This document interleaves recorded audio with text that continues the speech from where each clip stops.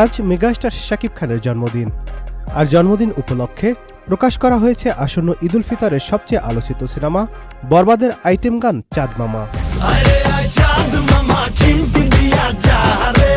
গানটিতে কণ্ঠ দিয়েছেন জনপ্রিয় গায়ক প্রীতম হাসান ও দোলা। গানে শাকিব খান ও নুসরাত জাহানকে দেখে দুই বাংলার দর্শকরা অবাক হয়েছেন। বিশেষ করে শাকিবের লুক, কস্টিউম, সেট ডিজাইন এবং নুসরাতের আবেদনময়ী উপস্থিতি অনেকের চোখ কপালে তুলেছে।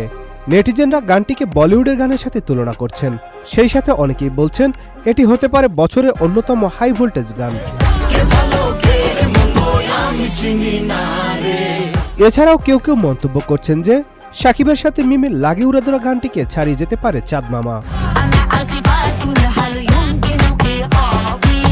রিয়েল এনার্জি প্রোডাকশনের ব্যানারে নির্মিত বরবাদ ঈদের শতাধিক সিনেমা হলে মুক্তি পেতে যাচ্ছে। সিনেমা হল মালিকদের প্রত্যাশা, বরবাদ দিয়ে তারা 9 মাসের ব্যবসায়িক খরা কাটিয়ে উঠবেন।